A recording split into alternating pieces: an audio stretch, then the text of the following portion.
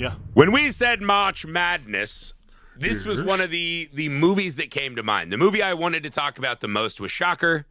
After a couple moments of what's one of the more insane movies I've seen, what really captures madness, I picked When Evil Lurks. Okay. I will say, here's a shocking thing for me rewatching this movie. I watched it the day it came out on Shudder, was bowled over by it, loved it. It has this kind of Warhammer 40K, which you know I'm a huge fucking Warhammer 40K nerd. The demonic body at the start is very Nurgle, right? And I was like, I fucking love the way they roll out the demons, the idea, the mythology of it. Loved it. I was stunned watching this yesterday. How much of this ultra-violent, relentlessly evil movie I had forgotten and sanitized from my brain. Like, there are shots in this yesterday that were still shocking to me because how had I forgotten them? And I could not believe, I think maybe I've hit the point in messed up moviness that my brain is just filing away these ultra terrifying images. This movie goes for the throat as much as any movie I've seen in recent years without feeling cheesy like I feel like the Terrifier movies can be at times. Like, it doesn't feel like it's just purely for shock value like some of these movies do. But it's still, it manages to be so mean and tell a very captivating tale to me. Did you enjoy your time with When Evil Lurks? I mean, we talked about this before the show. I do believe I got a text that said, I'm very, very mad at you for putting me through that. Yes. Yeah. Look, we've watched a lot of it. Like, and admittedly, and I think anyone who's listened to Film Alchemist, this show, all the other things, like, admittedly, I'm not like, my first movie genre to go to is not going to be a horror movie. Like, I do not I watch them on my own time, but like, it's just not the first thing. Right. I think the problem, the movie is a very good movie. Like, I'm going to set the baseline for this movie is a good movie, and I don't have a problem with like the manner in which the movie was made or any of the things that the movie actually presents. The ideas are cool. Like, possession as an infection is a really fascinating sort of like turn of events, and I think it's fucking brilliant. I think it's cool. The fucking meanness and spirit of this movie is so disturbing. That is like why I texted you at, I believe it was your time, midnight, going, I'm so mad at you for making me watch this, because it's just mean. I think that's the problem I have, is like the mean spiritedness in the movie is so just like palpable and shitty that it's actually the most disturbing. Like, there are so many disturbing things in this movie, like so fucking many disturbing things to see visually. The callous mean that comes across from these like rotten people in the movie, honestly, just like fucking like cratered in my soul a little bit. It was rough. I mean, I 100% agree. And there are so few horror movies nowadays even that want to sink you this far in. They want to make you feel this bad. And almost all modern horror, in some way, shape, or form, there's a victory against evil at the end, right? Sure. Like, you could say there's some, like, I don't think Hereditary has that, but also I don't think the ending of Hereditary is as oppressive as this. I don't know, that kid finally got to be king, right? Yeah, the kid's got, like, babysitters for years. Like, that's fine. Midsommar, but, like, you could say that she gets out okay. So Ari Aster tries a little, but, like, most of these movies end with the monster being defeated. There's some kind of respite. There's a moment where at the end our heroes can like breathe and the monster may come back, but for but a moment they've defeated him. I think we're starting to see this turn, because as I think of Ari Aster, he tried it twice to have kind of a more dour ending. I think you could say something like Smile. Like, those movies have been very mean. They have this kind of layer of like extra protection. It's a little more glitzy, so it feels less real. But, like, Smile 2 especially ends so fucking brutally. Like, so devastatingly brutal. And again, even those two, right? I can think of a handful off the top of my head. I've seen hundreds of horror movies a year for the last whatever years of my life. This is one of the meanest. This is absolute. There's no moment where you're like, oh, okay, that father protected his son. This mom did a good thing. And the movie, by the time it ends, you're like, so, and in a weird way, let's start here. This is, in a way, a religious horror film.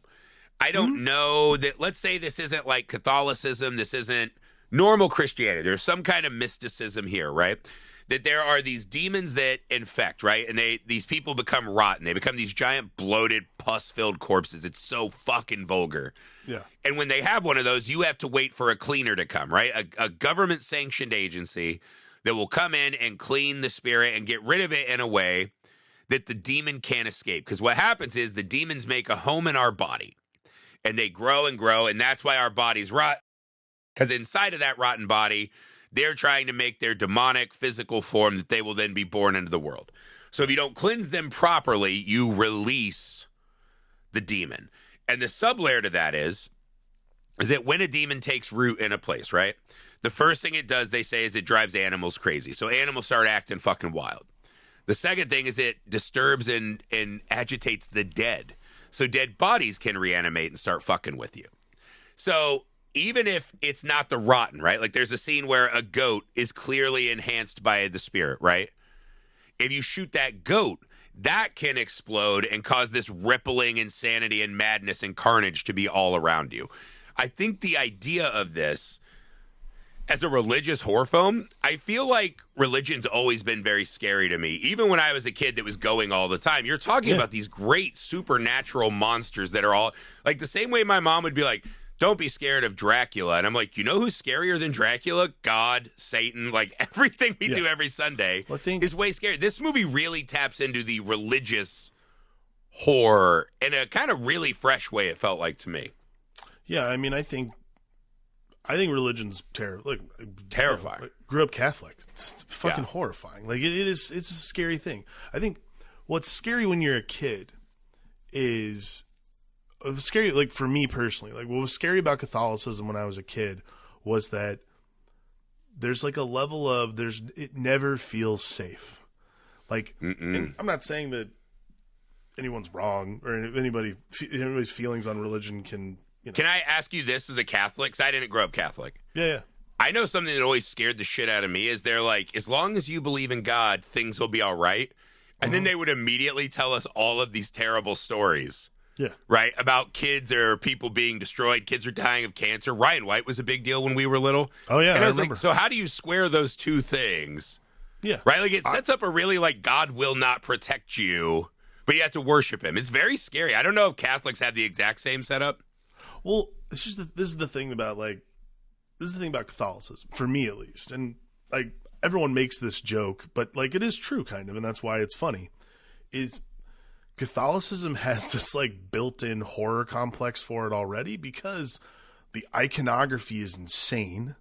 There's so many pieces of Catholicism through the ages that are like not only like man-made terrors, but just in general, God has been weaponized so many times by Catholics that there's a level of like, there's, I mean, Jesus Christ, like the fucking, the Inquisition is a great example. Like the Inquisition was the weaponization of Catholicism against literally the entire Western world.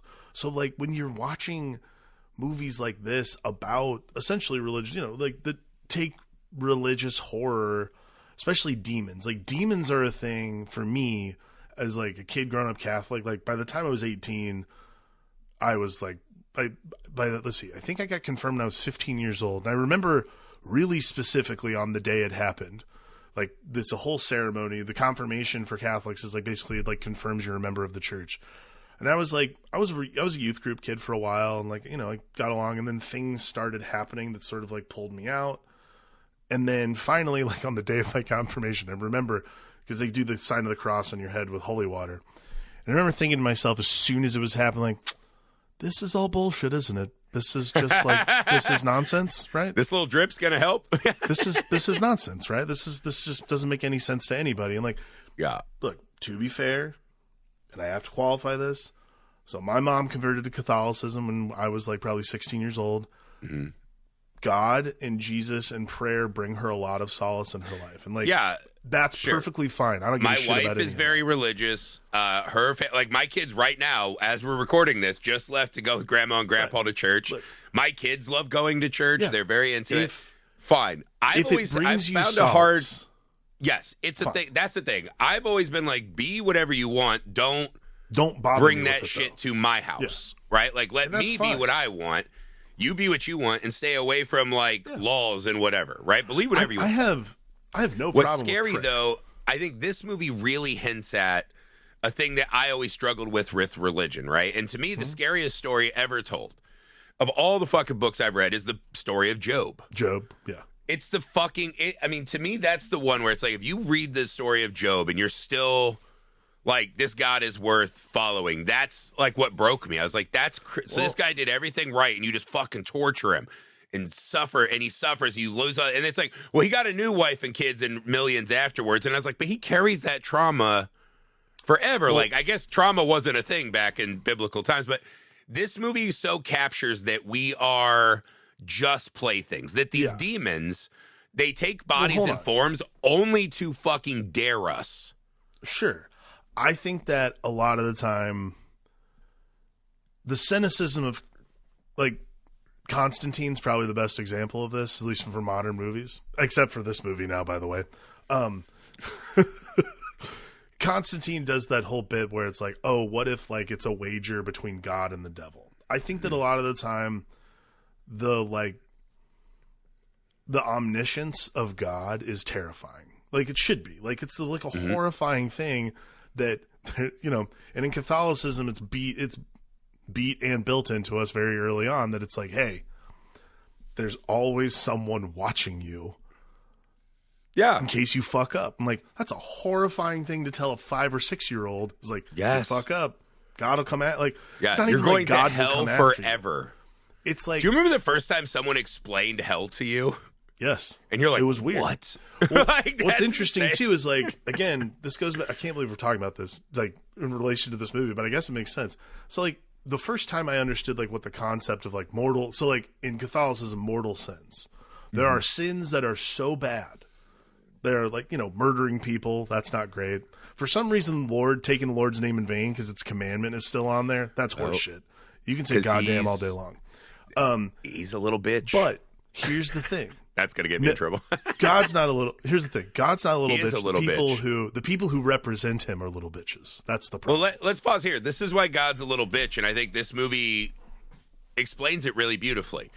You talked about the omniscience of God and how terrifying that is. Yeah. The other thing I always struggled with church, right? If God is all powerful and he knows everything, then I, by that very conceit, cannot have free will.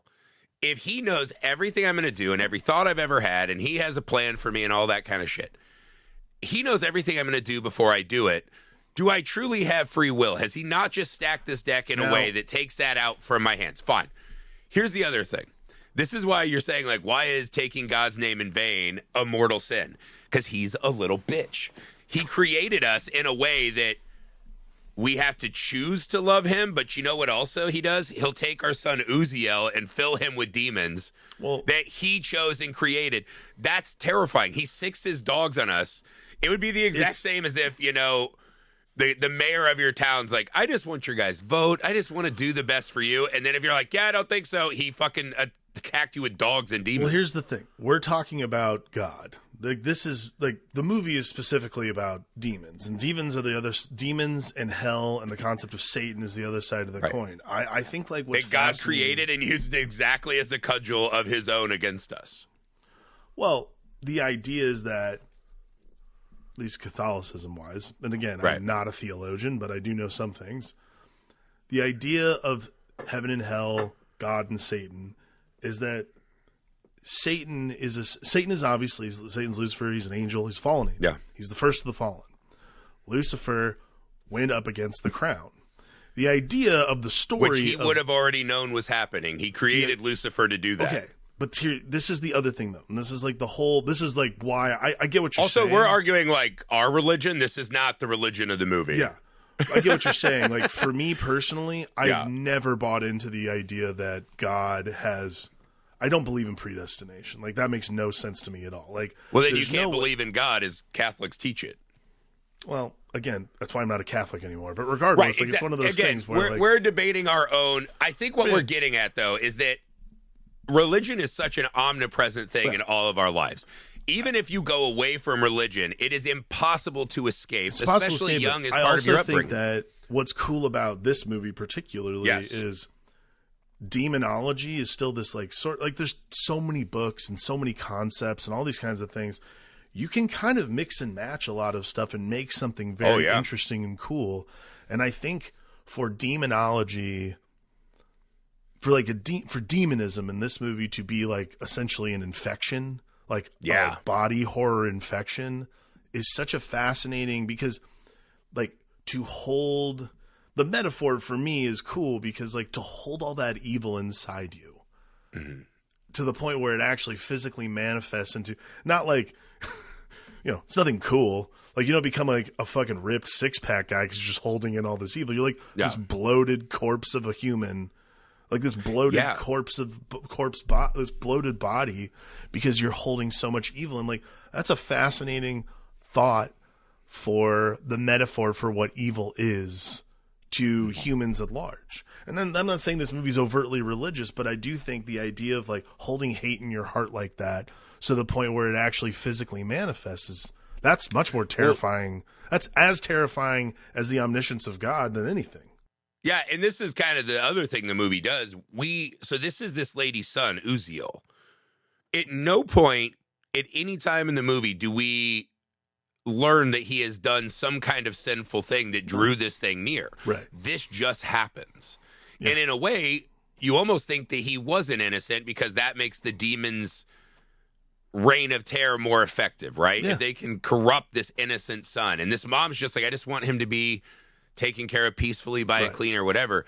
The fact, these people, one of the weird things in the movie, right? Because again, there's no sin in the movie that we see, right? He's just taken over, and then they're all freaking out. This movie does a pretty good job, but I do feel like there's a couple cracks in what that would be like for the world, right? Like, the joke now is if Jesus came back now and said, hey, I'm Jesus, I did exactly what I'd say in the Bible, we'd all be like, fuck that guy, and we'd throw him in like the insane asylum, right?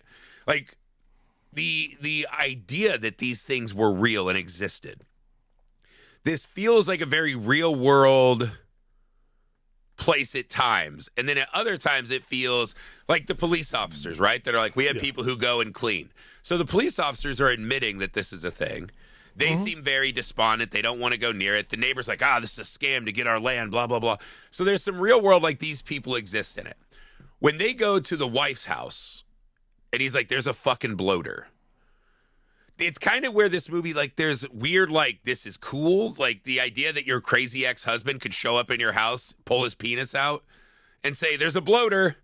That's extra terrifying, right? That she's being traumatized by this man again, and he's using this real-life thing as a weapon.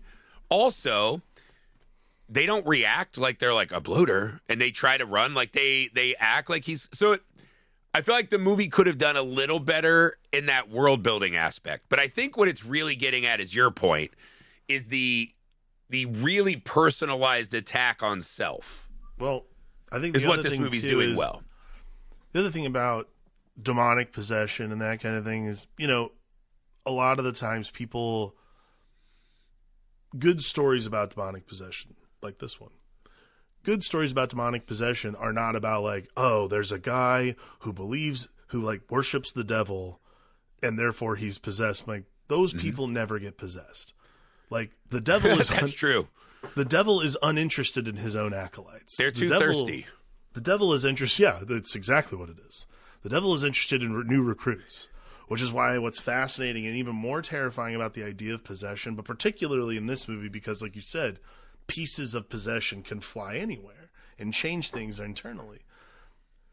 Like, there's no telling who is, like, well, there is a way to tell, obviously, in this movie, but like, there's no telling how one could be possessed.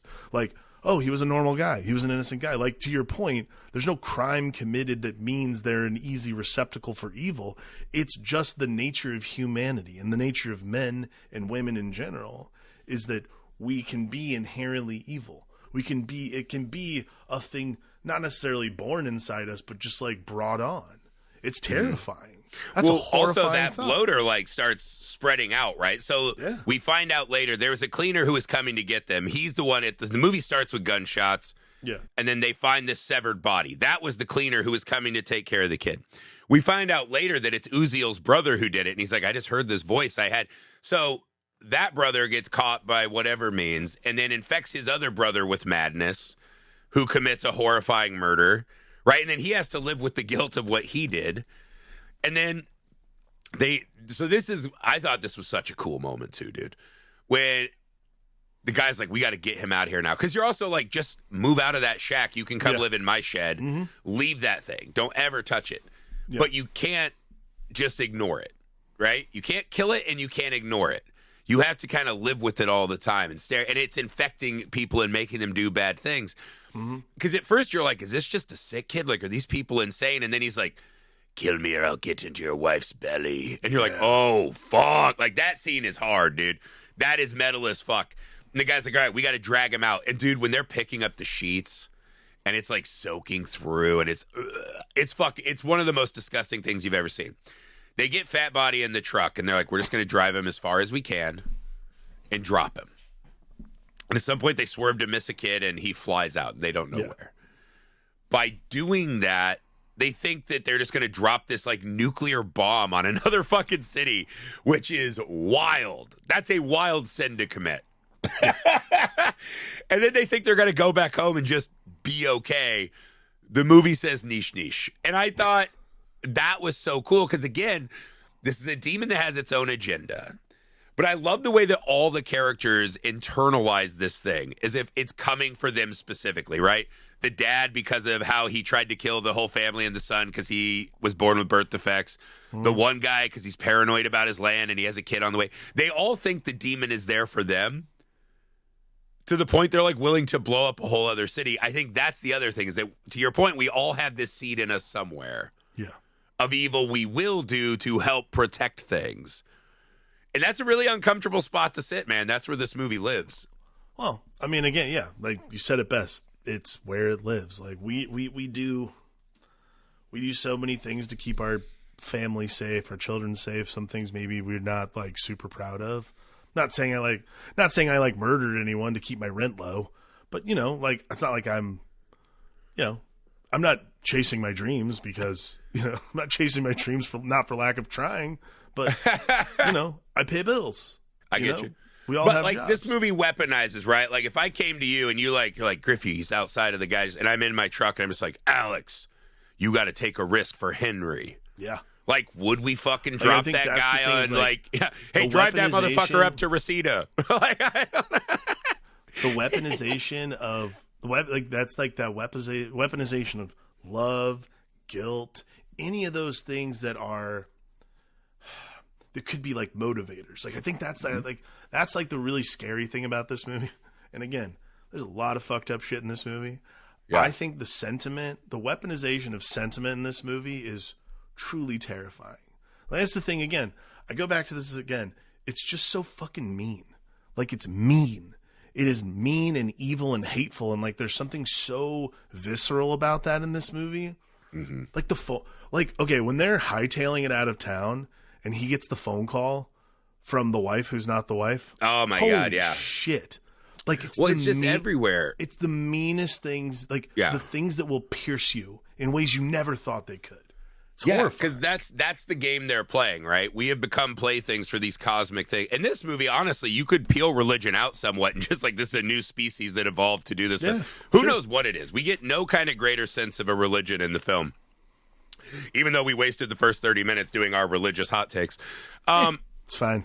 Yeah, man. We're geniuses. People want to hear that shit. Yeah, who doesn't want to talk to us about that? Yeah, to your point, I think what the movie does so much better than you'd expect is that the evil that's lurking in this, because mostly the evil is a gargantuan fat body that can't move. The evil that's really lurking is us and trying to protect our own asses, right? And I think what the movie's showing us at every point is, like, when he goes to get his sons, he's really willing to leave everyone else in that town to die. He's willing to leave his ex-wife and her new husband and their daughter to die.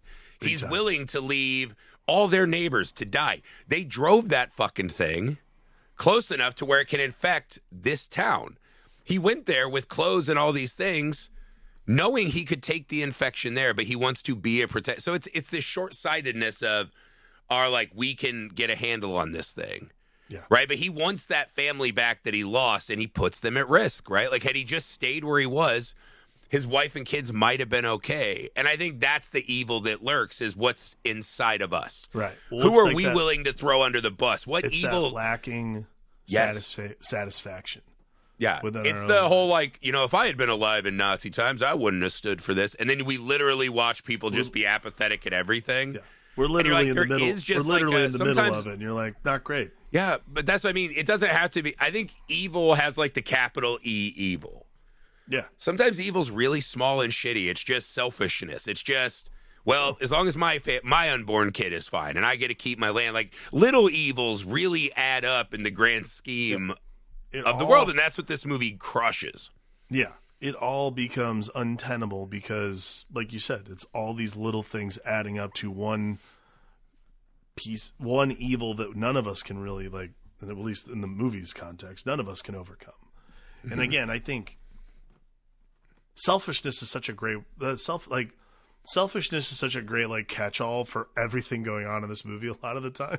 Oh, absolutely. No one's making a decision for the group. Everyone's making decisions for themselves. I think that is it's like a hidden evil a lot of the time, especially for movies like this. Because I think a lot of the time when we watch movies about not even possession, but just about group mentality and that kind of thing, group think, selfishness is always selfishness is like the baseline for why bad decisions get made in these kinds of movies. And I think that's what's so unique about this is so unique about When Evil Lurks, because the baseline might be selfishness, but so quickly we go beyond that, and we're given so much more so fast that no matter what, that baseline of selfishness is still there, but we're never talking about it. We just know it's there. All these people are making decisions for themselves, for their own personal group, not for the group at large. I think that's fascinating. Well, he's right. The moment they saw that bloater, why didn't they just leave and go hide? Because to him, this was an opportunity to get those kids back that the court said he can't have. She mentions there's a restraining order. Yeah. The cop's like, did you make another mistake again? Why are you here at your wife's house? And he's like, the dog has her daughter. And he's running around. He used this fucking this nightmare creature has existed in his world. And his first thought was, oh, I can go get my kids because of this. That's the shit that this movie's talking about, right? Mm-hmm. The selfishness of the man, that when they get rid of the bloater, right? And that's far enough. He knows they literally swerve to miss a child. He knows that thing is within arm's reach of a child. Yeah. Doesn't give a shit. And then he goes home, but he's like, that will protect my child who's not even here yet. And we see that that's not how it works, man. That selfishness does not go unpunished. Because then the wife's like, the goat. That scene is fucking metal, too. He fires the shotgun and all the goats run except for the one. Yeah. And the one goat just starts walking up, and he's like, leave here, leave. And the goat puts his own head on the gun. And again, this gets back to that. The wife is under control of this spirit, right? Once the goat gets shot. Mm-hmm. This is kind of a fulcrum scene in the movie to me. Do you think he shot that goat out of anger, some kind of false sense that he could defeat the demon and get another day? Why did he pull that trigger? Because if the goat is just influencing him to do it the same as the wife, that feels less interesting to me. I feel like the one that got you has got to be a choice of a human. I mean, I think the reason he did it was just the same reason we've been talking about. It's not even it's selfishness, pride. Pride cometh before the fall. It's a great. I didn't even think of that. Yeah. For me, it's one of those things. There is this sense of I can protect everyone. Again, it's back to the thing I was saying, the baseline of selfishness and all the fucking terrible mortal sins that come from that are, it's this, I think for me, it's the sin of pride, I would say. Well, it's the religious thing where it's whenever they end an NBA game, the player's like, first off, big thanks to God for my 28 points. It's like, the myopic nature of like, you think God gives a fuck that you scored 28 points and God's there are children not watching. dying in the world? God's not like watching that's play- again, God's like, not but watching people do basketball. that because it makes you feel good and you're draping yourself in. Of course. But it's this kind of selfishness of like, I'm really important to God. It's like, you're not. Like, we're all kind of like in the same boat. It's this base misunderstanding of things. And again, this guy, like, with his just shotgun, he will defend his land. This goat is staring at him and it says, this is not yours anymore. Mm-hmm. Right? But yeah, is it pride that he's like, well, fuck you, I'm not going out like a bitch, and then he gets his fucking face hit with an axe? Is this, well, if I can't have it anyways, then I'll just fucking destroy my wife and unborn child? Like, that scene is wild. Wild. Because as soon as he shoots that goat, the wife fucking thunks the axe right in his face. And then the wife, who's pregnant, whack, starts hitting her own face. That last pathetic whack where it's like just the last synapses and it kind of gently comes up and they fall. That is so fucking such mean. It's so mean. But again, it's so mean. This all comes from that husband's delusions. Yes. You know, and it sucks. But again, this movie also never shies away. There's kind of the two main guys that do bad stuff, right? Yeah. There's the neighbor who's running around trying to get his family back. Right? Sticking his nose in everywhere when no one asks for his help ever. And then there's Pedro, the guy. right? Yeah. And then there's the fucking bald guy who kind of kicks it all off, right? With the truck. Yeah.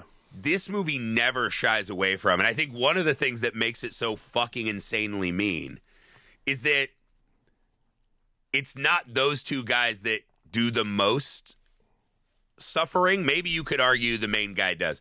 What it is that their choices then lead to, dude, that pregnant wife and unborn kid suffer because of his sins, right? That girl gets attacked by the dog. The wife gets killed. The one kid, his baby son, gets turned into a fucking Halloween pumpkin. Like, all the other people suffer so much greater. Yeah. I guess you could say because he's the last one that his suffering is more like they're at peace because they're dead. I think what this movie's hinting at, though, is that even in death, you can be tormented and be a plaything. Sure. So I think that's what's so mean. It's like, if this guy fucked around and found out, that's one thing. Mm-hmm. He fucked around and every other motherfucker. The wife gets hit by a truck. Like, it's just so mean to everyone else and not the two guys that are doing the worst stuff. I don't know. Do you think it's worse for them because they have to watch everyone they love get destroyed? No. Like, it's worse for us, the audience. Yeah, like, sure. I mean, yeah, see, that's the thing is, like, I think we're in the driver's seat so much in this movie that maybe it feels that way, but I guess, I don't know, suffering in this movie is so relative. It's a hard question. It's a hard question to answer because, like, yeah, there's definitely no sounding board where you're like, that person is happy. That's what happiness looks like in this reality. There's not one person who's happy the entire movie. Yeah, like, I don't think they're that, like, I don't know. I feel like it's like an equal amount of suffering across the board for these idiots. Like, I guess, you know what? I would say her new husband is the closest thing to a human being we have, where he's just like, God damn it, dude, why are you here again? Don't do this. It's early. And the guy comes in, he's like looking at his wife like, please make your crazy ex-husband get his dick out of my living room. Like, he feels like he's legitimately caught between all this shit. And he's just like, man, it's fucking Sunday. We were going to go get fucking brunch. Like, come on, man. Yeah. Like, he feels the closest to a realistic human being. He's having a rough day. Yeah. He's just like, God damn it. I know I signed up for better or worse, but like, come on, again. And then he gets the worst of it. I feel the most bad for him. I feel like there's just so many, like, it's strange too, because like all this violence and like a lot of gross stuff in this movie. Yes. Feels so, again, like it's just really violent. So I pulled up the rules. I wanted to get on this too. So you're talking about this. They add this thing in the middle after they have this really great setup. They added 7 more rules to explain away. I was like, that feels like too much. Yeah, Mirtha giving the rules, yeah. I feel like you already set up a good world, and now you're adding these 7 rules that I don't know that we're utilizing all these that well. Right. But they're like driving, right? And they're talking. Because they have that cool scene when evil gets close. It's like the shadows elongate. Mm-hmm. In the electrical light, they can cast their magic, right? So here you go. Number 1. Do not use electric lights as demon move through artificial shadows, right? Number 2, stay away from animals. They are easily possessed, right? They're at their most basal nature. Number 3, do not keep objects that were near the possessed. I thought that part was cool because when they leave the first time, he's like, we don't even want anything that was part of this place or has been in this place, except for the truck they're in, the clothes they're wearing. That's where they make the mistake that launches us off. I thought that was pretty cool. Do not harm or provoke the possessed. So again, this is you just got to turn a blind eye to evil, which again is something that is very prevalent in today's world that we're dealing with, right? 5, never speak the name of the evil. That one, I don't know that the movie uses that much. This is like if you have the demon's name, you have power over it. I don't know that we ever really got to that point. What else do we have? Do not use firearms because, again, this is like the flood in Halo. When you shoot it and it explodes and there's spores everywhere. Spores everywhere, yeah. And then number 7, do not be afraid of dying. Or even specifically, do not be afraid to lose someone because that's going to make the demon really lock in on them. They're kind of cool. I do feel like this was kind of a dump that we didn't all the way use that well by this point in the movie. We're kind of at this point just being besieged by nightmare imagery that I'm not like, rule 5. Got it. You know what I mean? Yeah. Look, it's not like Zombieland where they have them like written up for you on the screen. Yeah, like, they're not doing the fun video game screens. Yeah. No. I think, it's, I don't know. I think it's a good thing to throw in the middle of a movie just because actually I think it's also pulling us away from any specific religion in our world. Yeah, I think which I do think some audiences would fucking recoil against if we said that their religion was This is an alternate kind of reality. I think the rules coming from Mirtha is helpful. Like again, it's like someone who's it's like saddling up with the one person who's I like the expert character in movies a lot of the time. Not that they're like monologuists or the people who are giving the exposition, but like for instance, this is like exposition in the best way. Like introducing a new element like that is cool because it's expository, but it's not telling you anything you didn't already know. It's just explaining how the rest of the movie is probably going to go. Yeah, well, even at the end when she's pulling out like her, fucking old sailor tools or whatever, she's not like, this is what it does. It's just like, hey, don't fucking talk to the kids. Get that fat guy out of the underground, right? She's giving very basic things while she's going about setting things up like she's done it 100 times. It just gives her a gravitas and a reality. Mm-hmm. And they're not overly explaining what the ritual is to defeat the thing, whatever. We get just what we need. But we fully believe she knows, right? And she talked about she was in a place when this happened once, and her husband was part of this, order, and he trained her, and he shouldn't have. It's really. Let me stop on this character though, the expert character, Mirtha. This is kind of a weird one, where the brother's like, "Hey man, I know where we can go. I know someone who might have some experience with this Mirtha." And they're like, "All right." They get to her house, and it's like, "Hey, your kid shit his pants." He's like, "Sick. All right, cool. I'll deal with that." They go inside, they start talking and like blah, blah, blah. When they come back out, the brother goes, "This is the famous Mirtha. You've always been a romantic." And I was like, did this kid, because he's like, you would cry in the summer that you wanted to get back to the nuns or whatever at the school. I was like, did this kid fuck Mirtha the nun when they were in school? Oh, it's funny is that what we're hinting at? It's funny you said that because actually I was confused. My thing was much less. My thing was actually like, did he just shoot a shot? Wow. In the middle of this, I think he shot his shot a bunch when he was in school with her. And maybe her husband died on this cleansing or whatever. Yeah. And she was, put a dick in the middle like Moni. Dick, how much I was just real. I'm going to quote the kids here.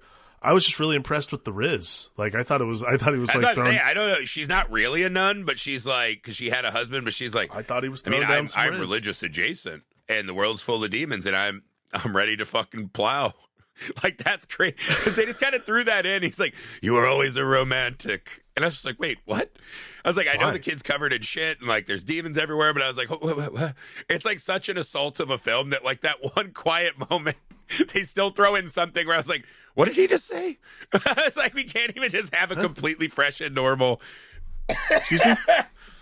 Yeah, so it's hard to even like kind of describe every bad thing that happens. The carnage, the chaos, It's the way pretty they gross. film them driving through carnage is great. The brother gets in the car and fucking finds the mom with the kid. It's fucking wild. Well, I think we'll just rank the most messed up moments at the end. What did you make of the ending of this film, right? So as we get to the end, this guy's lost everyone he loves. His whole family's gone. Why, oh, why did our main bro, he's given like 2 or 3 options. The lady's like, do not leave me. Do not talk to the kids. Do not run. The kids keep lying to him. At one point, he's just like, yeah, I'm going to beat the shit out of this little girl. And you're like, God damn, we already hate you. Stop. Stop. Do the Molly Ringwald. Stop. And then that same little girl, as he's digging the fat out, right, the demon guy, she's like, there's an axe in the office. And Mirtha's like, do not fucking listen to them. Do not leave me alone. This, again, I think is one of those fulcrum scenes. I think he has to be making these choices on his own, and this is not a demonically influenced choice. I think he has to choose the rope to hang himself in this moment for the movie to work for me. What do you make of this moment to fucking go off on his own, let that old lady get her fucking face beaten in with a hammer, and then why does he fucking kill the demon again? It's kind of a similar beat to the bald guy. Yeah, I mean, like, again, I hate to say it again, but I do like this movie really does just like live in this pit of despair. So for me, it again is just like, this one's not pride. It's just, for me, I was like, this is someone who can't deal with their own grief. So they're just like, fuck it. And like, again, yeah, is like the movie does exist with these characters who just like can't imagine the consequences. Because, you know, it's not that they're wrong. Maybe their world sucks so bad they just are like, fuck it. Yeah, I mean, like, I hate to, you know. It's not good. We're all kind of living through that right now. So, like, how strong are you? Like, not Can me. I give you an odd example? This is like a personal cross I've had to bear this week. I've had to really, like, soul search. Like, is this who you want to be? So the Lakers were playing the Nuggets the other night. Oh, my God. LeBron goes in for a layup. Jokic pulls his arms down and kind of moves out of the way. They graze, barely. LeBron hits the floor and he goes, ah! Throws himself into the crowd, kind of slides over to a cameraman, 100% faking it. He can't figure out which elbow to pretend is injured, so he starts grabbing both arms. He's like, ah, ah! And eventually, his teammates help him up. He's like, ah! And he's screaming. And I'm incensed with rage. I'm so fucking mad. He comes out after the game and he's like, the refs always said marginal contact. I'm sick of this shit. And we're like, you flopped. It was fake. You're a liar. You're a fucking coward and a liar. Right? You think you're this giant tough guy. You're a fucking liar. The next day he sat out because he had an elbow contusion. We watched the whole thing. Nothing bad happened. Right? I watched so many reels and started typing a comment like, fuck this guy, blah, blah, blah.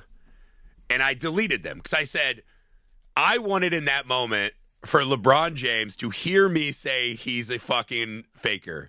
I wanted to yell that in his face. There's no way for me to do that. So I was like, I will then go to the internet and clutter it with fucking shitty comments. And I kept deleting them because I was like, don't. That's not good for the world. That's not fair for you. LeBron's doing his thing. That's his job, whatever. That's the game they play. I feel like that's what this guy's going through, where he's like, my whole life has been taken out of my control. Everything sucks. And a lot of this part is just forces greater than me. I am confronting this demonic power. I'm a tiny little fucking guy. Not just a tiny guy, but like I'm insignificant. And for one moment, he's like, I could fucking break this thing's face open like a piñata. And that will at least feel good for a second. And I think it's just that little. He wants a pound of flesh. He wants to hit something real. He wants to try to hurt something the way he's been hurt. I think it's really that childish. I agree. I don't, that would make sense. I also, I don't, as odd as that analogy is for this movie, I would agree with it in full. But I think we do it a lot. I think people see like politics, right? A politician says something, you're so fucking mad. You want to scream in their face how stupid that is. You can't get to them. So you just start fucking arguing with strangers on the internet. Like, I think it's a very common, I'm fucking furious and mad and in pain, and I want to spread that. That's what the demons are in this movie, is the spreading of misery, the spreading of trauma, right? And that your grown-up shit is going to infect the younger people and cause your kids and your ex-wife harm. Yeah. I also forgot one other wild fucking thing. We'll get back to the ending. I thought I'd do a sidetrack here. So I work in an elementary school, right? I work a lot with kids with autism, right? This was an odd addition to the movie when they're trying to figure out where all the demon shit is happening. And Mirtha goes, it's him. It's Jair, right? It's the son. Yeah. The autistic son who won't come out of the car. She goes, look at his hands. And his hands are twisted and kind of bruised. And they said that the demons get caught in autistic people because their minds work differently. It takes the demon a long time to unravel their way out. Yeah, I didn't love that. And then at the end, he takes it over. Yeah, it felt kind of flippant. I was like, I was just going to throw that out there and see what your read on that was. That felt like an odd addition. Well, my read was when they kind of like bring it up, I'm like, you know what? Every movie needs to give. You need one give where you're like, okay, I'm not gonna like, because like that's the kind of stupid shit in a lot of like lesser movies that dismantles an entire movie. Yeah, like that's the stupidest. And they didn't dwell on it, thank God. Yeah, like to me, like it's one of those things where, like, okay. I think this is Argentinian. I think this is an Argentinian. Yeah, okay. This is Argentinian. This is a co-production between Argentina and the United States. But it's an Argentinian filmmaker. This is the kind of thing where, like, if this was, like, set up at Universal or Sony or something like that, this is the kind of studio note. If they read the script, they'd be like, hey, could you do more with the autism thing? Because that would be really interesting and set us up for sequels. And, like, luckily that's not what's happening here because it was such an aside. It had a Dutters and Dreamcatcher vibe to me where I was like, that is exactly where I thought. And I was like, hey, don't go any further than you need to with this because that is fucking dumb. Like, I thought what they were setting us up for is that they were saying autism was a natural evolution humans were developing to defend themselves from the demons. But then the demon eventually unravels it and just possesses the kid like a normal demon. I thought it was going straight Dutters, like we were going to do fucking, it's a superpower. Like, nope. Yeah. Sorry, guys. I'm really glad they didn't do that. Me too. And again, I don't think the movie does anything else to kind of disrespect the kid and what he's going through. No. I think what you see is the father, because the demon uses that at one point. The mom says, you gave me a broken son. Dude. Yeah. And we find out that the dad maybe tried to Manchester by the Sea everyone. Because when he goes in to get his son, he stops and looks at that heater. And you're like, what a weird insert to add. Why is he looking at that? Because he tried to block that would cause a fire and maybe kill everyone. That's what broke his family apart. That was his original sin. And the demon weaponizes that. Is that because this son had disabilities, he tried to, fucking end it all. And now I think he's spending his time trying to fix that but can't. Yeah. Right? So I thought, again, I didn't think it was super disrespectful based on the rest of the movie, but it was definitely one of those moments where I was like, oh, don't do this. My assumption, like once it like kind of stopped, I was like, all right, great. Because then we don't have to go through anyone having that conversation. I'm like, can we just do one of these where we're not going to talk about anything like that as being like a superpower or like defense against the dark arts? I'm like, I'm good. Like, we're all set. Yeah. Please no. Yeah. This is not the movie for that, I feel like. And so much like this, I'm glad you brought this up. I'm glad we're having a quick aside about it and be like, fucking dumb. Never again. Let's not talk. You got away with it. You didn't fucking dwell. It's the one. What is the goal of that blood kid at the end? So the kid coming out of the fat bloated corpse when he breaks the head open, I thought was fucking righteous. And he walks and just gives him the old like fucking snail trail, and he's like, "See ya." What do you think the demons are in this world? Is this like the world is going to end moment? We don't really get any like what are these things for?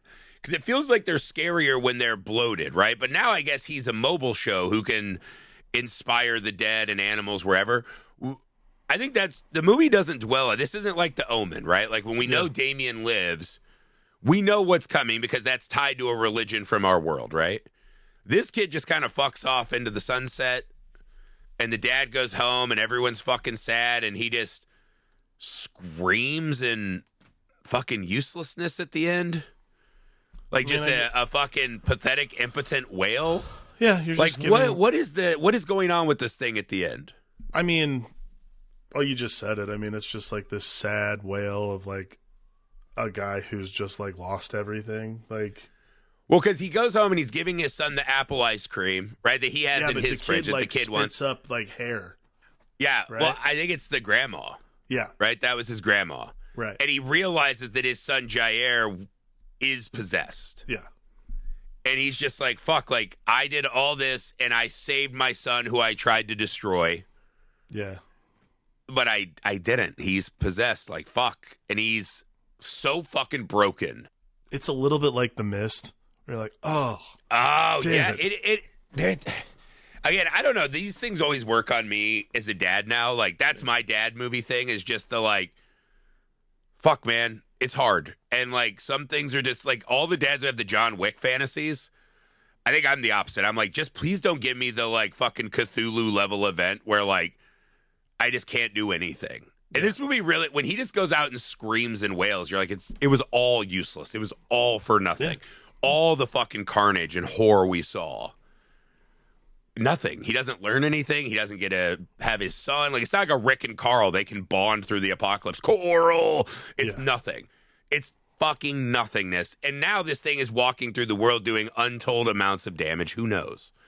It's really fucking, and again, I've always thought that that's what religion has always been to me. It's so fucking bleak.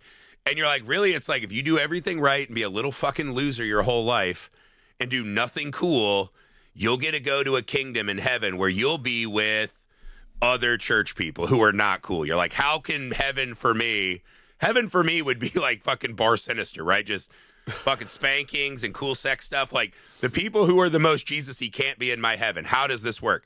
And then if I do anything cool and have fun in this life, I go to hell forever. So when that guy screamed, I was like, that was always kind of the existential problem I had with religion. Is I was like, it feels like a lose-lose. Like, why would God invent this world and this amazing array? Like, the world is a wonderful place.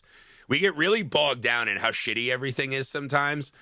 But there's beauty everywhere, man. And people are fucking wonderful at times. And there's delicious food and fucking art and music. And it's like, there's so much good. Why would this bless your garden, right? Why would it feel so good to nut? You know, if it's like not for me to play with. Like, why give us all these pleasures and then fucking punish us, man? It's bleak and it's scary. And this movie, to me, without attacking a religion, sums up the fear. And not even beyond religion, I think this in a way is almost like cosmic horror to me. Because I think the thing that cosmic horror does so well, because you could say this is an Alien and it's essentially the exact same movie. What this movie does, and I think cosmic horror and the best religious horror reminds us how fucking small and insignificant we are before a greater being. And I think that this movie is so fucking terrifying in that regard. Well, again, I think it's great that they don't bring up one specific belief, because that does make it more cosmic. I think most of and I've always felt this way, going back to the 30 minutes we decided about religion in the beginning. If I don't edit those out, yes. Yeah. I've always felt that going to church, your general feelings towards religion, like believing in anything, like those are the things, that's what you make of it. If you choose to weaponize it against people, that's not cool and that's your business, but like, don't expect anyone to believe. Like, people who weaponize religion are horrible, because that's not what it's for. Like, it's for, look, people from the Dark Ages, from the inception of the Bible or anything like that, it was a method for controlling people. Like, let's be real. Like, these are stories, you know, you brought up the story of Job in the very beginning. Huh. It's a weird parable. It's a weird parable about piousness and belief. I don't necessarily buy it for most of it, but like, that's really what the Bible is these, it's a book of parables. It's a book of stories about why you should do certain things, not for the belief that God will reward you in the afterlife or anything like that, but just because you want to be a good person. I don't have a problem with the way certain things are written in this regard, because like, being a good person means being a good human. Being a good human gets you to the place you want to be in life. I'm not saying everybody gets what they always wanted. You don't always get $1 million, but if you can try to be a nice person, I'm sure you can make it through life with relatively less strife. And then this movie comes in and says, or the fucking weird brothers next door could kick the hornet's nest and you get fucking eaten by it's a strange thing. Yeah. Again, like, I think that God and the devil and a lot of things that are like cornerstones of Judeo-Christian religion particularly, I think people don't remember. I think people forget a lot of the time, like, the thing about the Bible and those stories in the Bible, like the letters that are written by the apostles and everything like that, most of them are about man-made problems, and that God can solve them, but it's up to men to actually govern themselves and to be like better people. You want to be better than, like, I want my kid to be better than me. That's what you want for your children. Sure. You want them to not just live a better life, but they want them to be better than you. If my kid grew up and became a worse person than I am, I'd be fucking miserable. Yeah. But, like, I think that's, like, in relation to how this movie works and how this movie relates to, like, evil and demonism and those kinds of things. As an infection, it's incalculable. It's incalculable to understand the extent by which we get infected. However, because it's an external value rather than it just being a thing that happens because of something you believe, like, it's not just an internal thing, it's an external value that actually can affect you. Yeah. It takes the piss out of what the Judeo-Christian religion might say was what possession actually is. Yeah, which is God good. and Satan are 100% absent in this film, right? Yeah. We've talked a lot about it because to us, this is a religious horror film. Sure. Again, you could make it any number. This is the same as Slither, right? What it is they are playing at morality-based horror, right? Which is, we know there's this bloated thing in the middle of our community. What do we do? Right? And then again, you see these small decisions, small bad decisions by selfish, small-minded men making it worse and worse and worse, right? But also, it's like they're not able to just look the other way. Like, there is really a hard calculus this has for us as a social species. We have to hope that the person next door helps us out. They have to hope that we're not hiding a fucking bloated monster. And then eventually all hell breaks loose. It's really a fascinating confluence of a lot of things that scared the shit out of me. Yeah. Now, we've held this because this movie is just rife with the most messed up moments. When Evil Lurks might have some of the most messed up moments, pound for pound, I've ever seen in a movie. Let's do each of our top 3. Yeah. So for me, if I'm going number 3, I'm actually going to take the pregnant lady hitting herself in the face with an axe. That is the first shocking moment of violence in the film. I think it's so depraved. It's so fucking sad and tragic, man. Because this wife is shown as nothing but like a decent, supportive partner, and her husband's just a little prick. That one broke my heart. It's so pathetic and sad, man. Okay. That's good. I'm going to go for my number 3 is going to be, I can't believe this is number 3. I think a little girl getting mauled by a dog isn't my favorite thing I've ever seen. See, I have that number 2. That is such because that's one of those scenes, and that's what this movie, when I knew, I was like, this is going to be a movie I love. Even though it's not fun to watch at all. Yeah. That's one of those scenes that's just so masterfully directed, right? There's chaos in the house. They're arguing. The guy's got his dick out. The, new husband's like, please leave my new home with your wife. My daughter's here with your 2 sons. Yeah. There's family fighting. And the little girl's playing with this dog who we saw sniffing his clothes when he came in. And she's putting her finger on the head and twirling around this huge dog. And the camera's in a weird place because we hear all this fighting off screen that we think is important. And the camera's sitting right behind this dog and this girl. And you just, as an audience member, but you just keep in your head being like, they fucking won't. You're fucking lying. They're not, you're fucking lying. No, you're fucking lying. And then when it happens, it's so mean and aggressive. And her little brother looks under the table. And this is when it like rocked me, was when the dog shook the body hard. Oh, God, dude. Fucking awful. unbearable moment in a movie. But I think it's that buildup that makes it so fucking wild. Number 2? What do you got? That's my number 2. What's your number 2? Oh yeah. Okay. My number 2 is not violence. And I know this is strange because this movie's filled with violence. That phone call really fucking got me. Yeah. That's the most viscerally miserable, shitty thing I've seen in a movie in a long time. To like tell someone who already hates themselves in a lot of ways all the reasons they should hate themselves, like a broken, like saying your child is broken. Oh my God. Like we have right now where Henry needs to do like extra tutoring for reading. And like this week's been really stressful because we're just like trying to figure out how to pay for it and all these other things and that kind of thing. And like Thursday night, I just fucking let it rip. Like I've been like holding everything in, and finally I was like, "Fuck this!" And I looked at Andre. I was like, "What the fuck are we gonna do?" He's like he's I don't know what to fucking do. He's dumb.